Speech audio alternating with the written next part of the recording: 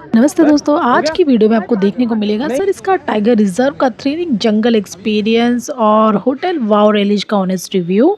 एकदम no sugar coat vlog है ये। चलिए शुरू करते हैं बिना देरी के इसको। तो welcome back to my YouTube channel. आज हम जा रहे हैं सरिस्का टाइगर रिजर्व। तो आज का व्लॉग होने वाला है बहुत ही स्पेशल। इसकी पूरी डिटेल मैं आपको देने वाली हूँ। सरिस्का की बुकिंग कैसे करनी है, कैसे जाना है और रोड ट्रिप को आप कैसे प्लान कर सकते हैं विद फैमिली। और जो पूरे सरिस्का का खर्चा है वो हमारा आया है टोटल 5,000 रुपये। गए हैं हम 5 लोग। तो मैं आपको जानकारी दे देती हूँ सफ़ारी की टाइप और प्राइसिंग। तो यहाँ पे जिप्सी सफ़ारी है, कैंटर सफ़ारी है। जिप्सी का जो प्राइस रहता है वो इंडियन विजिटर के लिए 1650 या 1700 पर सीट के हिसाब से रहता है। और अगर वहीं मैं कैंटर की बात करूँ तो इंडियन पर सीट का 1300 रहता है कैंटर का प्राइस। इतना ही नहीं, जो उसकी टाइमिंग्स वगैरह हैं वो मैं आपको बता देती हूँ। तो ये अक्टूबर से मार्च विंटर के टाइम पे इसकी जो स्लॉट रहती है वो मॉर्निंग 6:30 टू 10 AM रहती है। और इवनिंग में जो है वो 2 टू 5:30 रहता है। तो जो अगर मैं विंटर्स की बात करूँ तो ये वही होता है। 7 टू 10:30 का भी होता है, जो कि हमने लिया है 7 टू 10:30। और इवनिंग स्लॉट जो होता है वो 2 से 5:30 का भी रहता है और 2:30 से 6 बजे का भी। ऐसे ही ये अप्रैल टू मई में 6 से 9:30 और शाम का 3 से 6:30। तो इस तरीके से ये जो है वरी करता रहता है। इसका जो पूरा डिटेल चार्ट है वो मैं आप लोगों के साथ शेयर कर दूंगी लास्ट में, तो वीडियो में लास्ट तक बने रहिए। एक लंबा ट्रैवल करने के बाद हम एक रेस्टिंग पॉइंट पे रुके हैं, जो कि हाईवे पे ही था। और यहाँ के अगर मैं वॉशरूम्स की बात करूँ तो बहुत ही क्लीन और हाइजीन वॉशरूम है। बच्चों का जो प्ले एरिया है वो भी काफ़ी बड़ा और अच्छा है। काफ़ी सारे प्लेइंग ऑप्शंस हैं यहाँ पे। तो थोड़ी देर रेस्ट करने के बाद हम बढ़े आगे और सारा शहर हाईवे क्रॉस करने के बाद हम जब गांव एरिया में पहुंचे, सरिस्का के पास पहुंच गए, तो वहां का नज़ारा कुछ इस तरीके का था। दोनों तरफ सरसों के खेत थे जो कि बहुत सुंदर लग रहे थे। बहुत ही पीसफुल एनवायरनमेंट, खाली सड़क, बहुत ही सुंदर एनवायरनमेंट था जहाँ पे हमने ड्रोन शूट भी लिया है।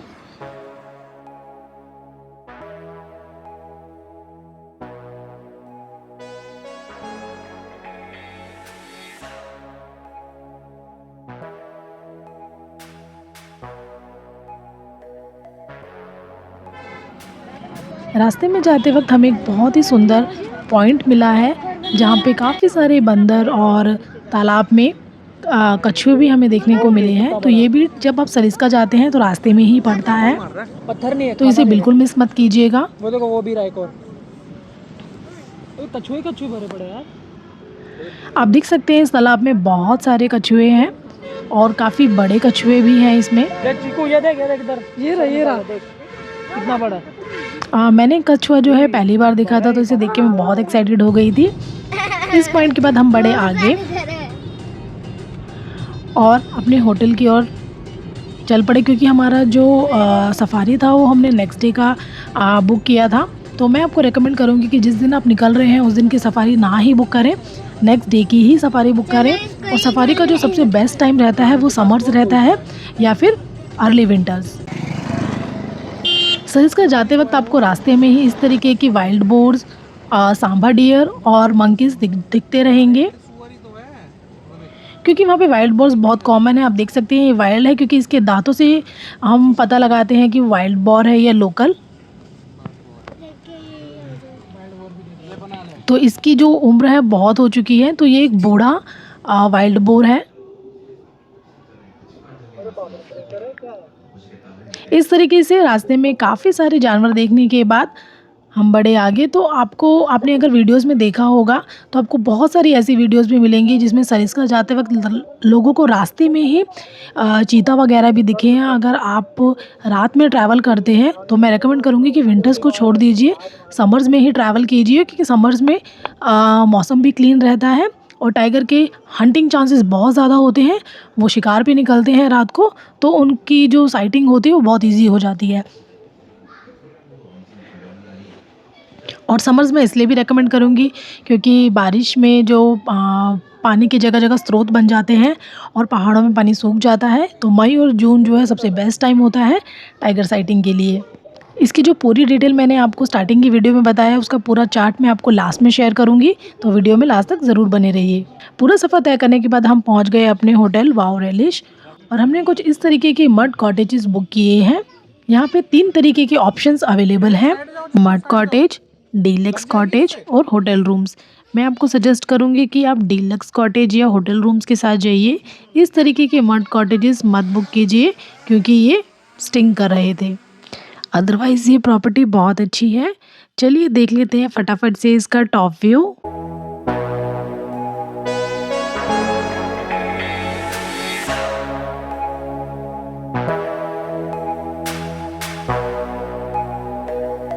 सस्ते में ये बहुत ही अच्छी प्रॉपर्टी है अगर आप डीलक्स रूम या होटल रूम्स के साथ जाते हैं।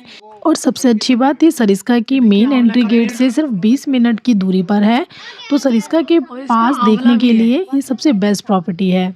इसके अलावा यहाँ पे आंवले के पेड़ भी थे, आप देख सकते हैं। भाई आंवला पका हुआ है। आंवला जो है वो बहुत अच्छे से पका हुआ था। अब देखिए पेड़ की कोई पकी हुई चीज़ है तो उसे तो तोड़ के खाने में ही मज़ा आता है ना? तो हमने भी बस बिल्कुल ही वैसा ही किया है। ठीक है, ले ले खा ले, पका हुआ है वो ऊपर वाला है ना, ये पक गए हैं सारे, खाना है। तो बस जल्दी से हमने तोड़ लिया एक आंवला और कर लिया उसको टेस्ट, जो कि खाने में हो रहा था बहुत ही मज़ेदार। जैसे कि आंवले का स्वाद होता है, थोड़ा खट्टा, थोड़ा कसापन होता है। आंवले को टेस्ट करने के बाद हमने जो है प्रॉपर्टी का भ्रमण किया। तो प्रॉपर्टी तो नो डाउट बहुत अच्छी थी। वाओ रेलिश बजट में भी है। जो ये रूम्स मैं अभी आपको दिखा रही थी मड कॉटेजेस, वो मैंने टोटल 6000 में बुक किए हैं दोनों रूम्स। ये अगर आप सीज़न के हिसाब से जाते हैं तो ये आपको और भी सस्ता पड़ेगा, और अगर आप मतलब पीक सीज़न में ट्रैवल करते हैं तो ये आपको कॉस्टली पड़ सकता है। इतना ही नहीं, वहाँ पे आप फ्रेंड्स के साथ एक्टिविटीज़ का भी प्लान कर सकते हैं। तो ये जो प्रॉपर्टी है ये बहुत ही अच्छी है। नो डाउट अगर आप अदर कॉटेजेस के साथ जाते हैं या होटल के जो रूम्स हैं उसके साथ जाते हैं तो ये बिल्कुल परफेक्ट प्रॉपर्टी है, क्योंकि यहाँ पे बच्चों के लिए प्ले एरिया भी है। और मैं रेकमेंड करूँगी कि ये बहुत अंदर है सरिस्का में, एकदम बिल्कुल अलग साइड पे ही पड़ता है, तो ग्रुप में ट्रैवल कीजिए क्योंकि वहाँ तक जाने का रोड जो है बहुत ही सुनसान है। और आप देख सकते हैं कि यहाँ पे इस तरीके का ग्रुप भी आया हुआ है, तो आप भी अपने ग्रुप के साथ यहाँ पे एक्टिविटीज़ प्लान कर सकते हैं। इसके अलावा वहाँ पे साग सब्जियाँ भी लगा रखी थी। ये गाजर लगा रखी है हमने, ये देखिए।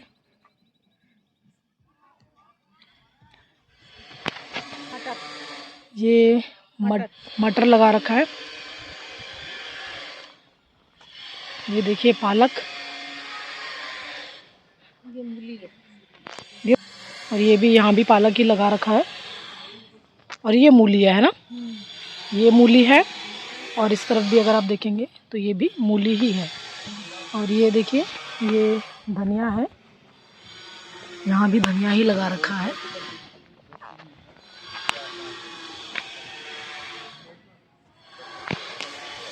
देखिए लेक है,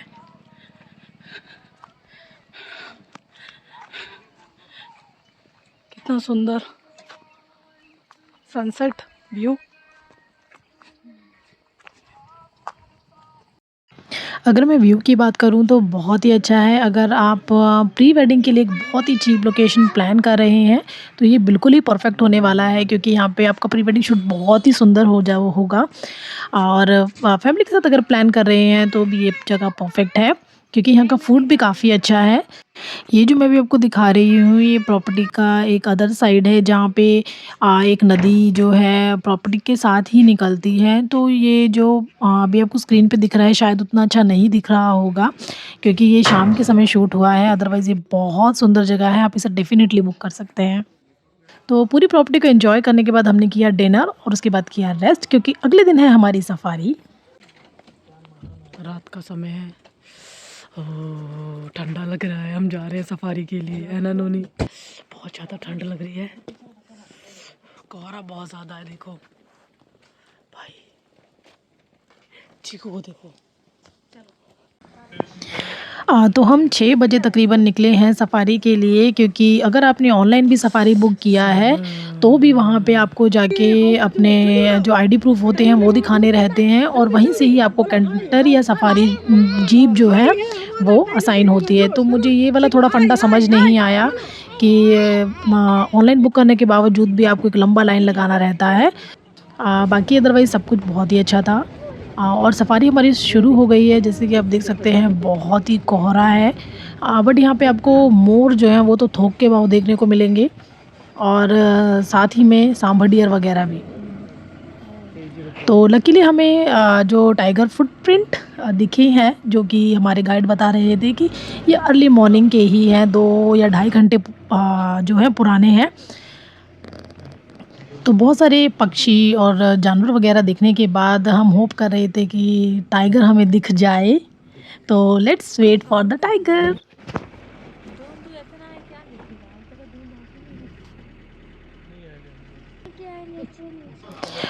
ये हमारी थर्ड सफ़ारी है। पहली सफ़ारी जो थी वो हमारी जिम कॉर्बेट की डेला थी, जो आप वीडियो देख सकते हैं मेरे यूट्यूब चैनल पे है। और उसके बाद जो है हमने रणथंभौर किया था, जहाँ पे टाइगर साइटिंग के चांसेस बहुत ज़्यादा हाई होते हैं, बट अनलकीली हम नहीं देख पाए, क्योंकि उस समय टाइग्रेस ने जो है बच्चे दिए थे, और वो थोड़ी सी खूंखार हो जाते हैं, थोड़ी उनका मदर नेचर एक्टिव हो जाता है, तो अपने बच्चे के लेकर थोड़े प्रोटेक्टिव हो जाते हैं। इसलिए वो थोड़ा सा खूंखार थी, तो इसलिए उस जोन को बंद कर दिया गया था, उस एरिया को बंद कर दिया गया था, तो हम नहीं देख पाए।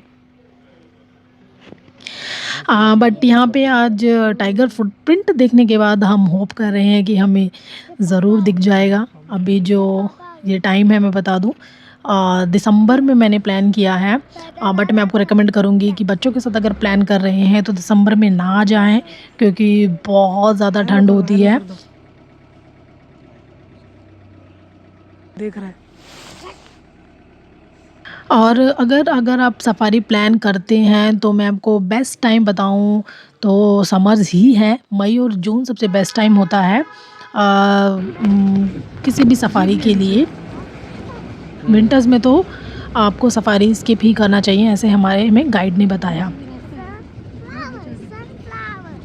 तो फाइनली इतने कोहरे के बाद जब कोहरा छट गया तो हम होप कर रहे थे कि हमें टाइगर दिख जाए, क्योंकि सूर्यदेव निकल आए थे।